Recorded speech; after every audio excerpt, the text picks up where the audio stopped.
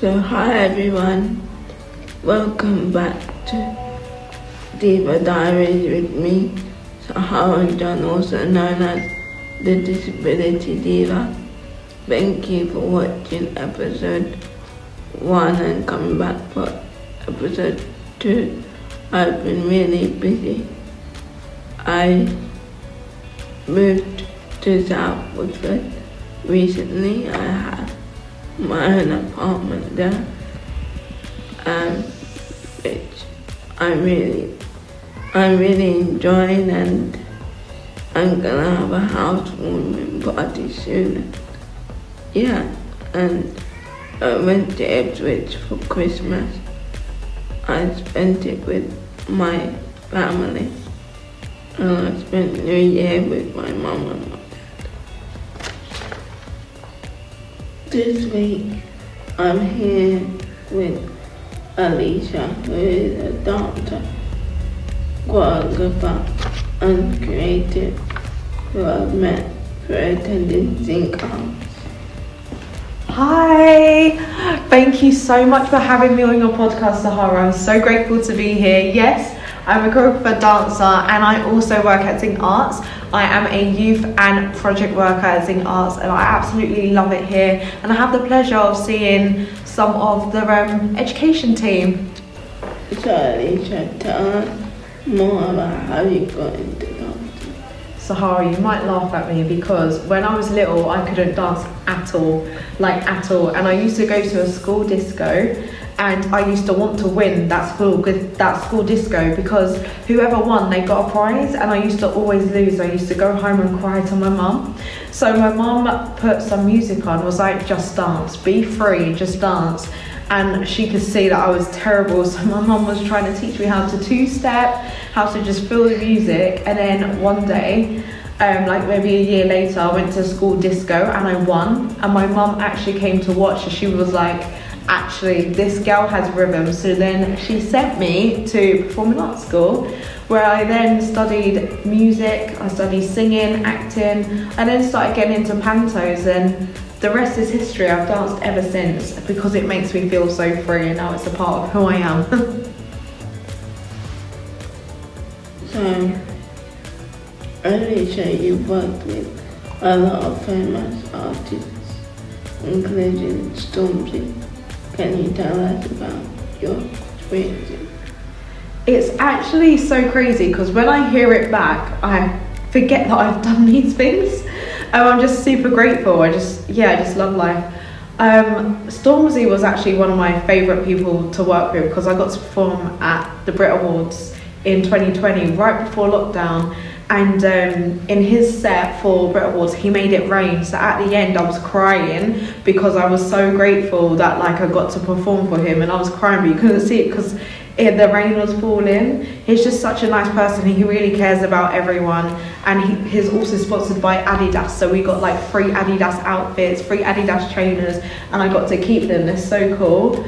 Also, another one of my favourites is Boy George, because Boy George was my nan's favourite ever, and my nan unfortunately isn't here today, but she used to love Boy George, and I got to perform for him as well, and it just felt so good because I felt like I get to perform for all the people that my family love, and then I get to travel the world as well for free.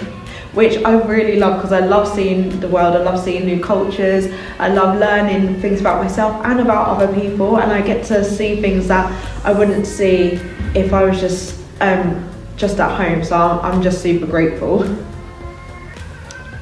So Alicia, how do you create your choreography and come up with ideas for dances?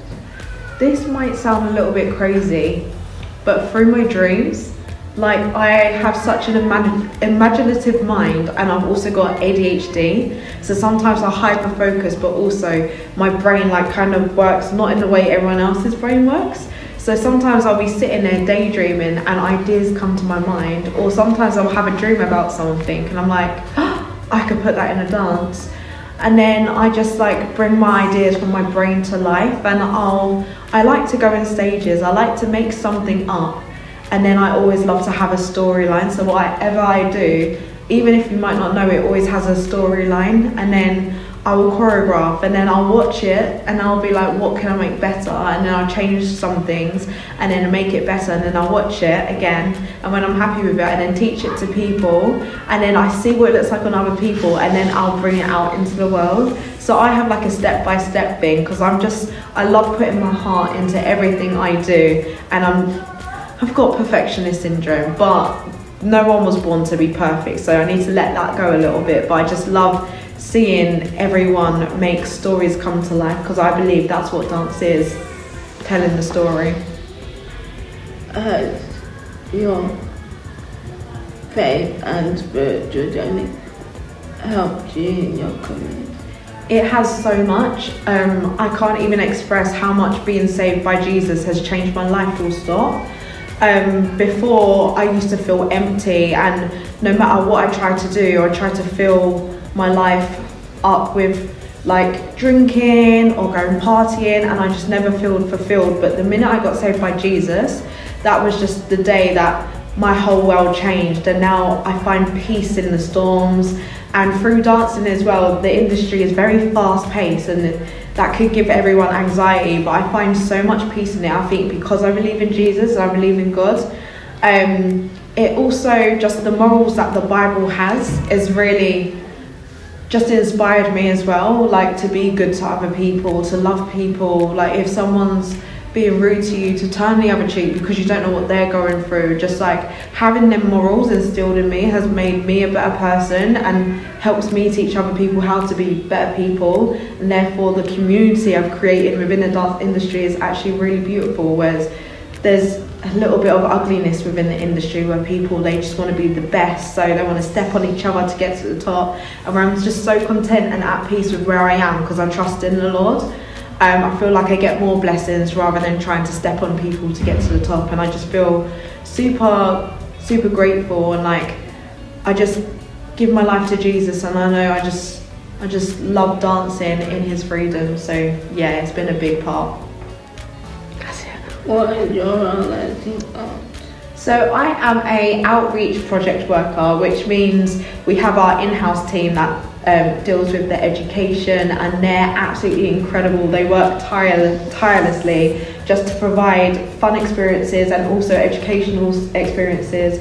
And then I work on the outreach, so I go out into the community to deliver projects. So I work at youth hubs.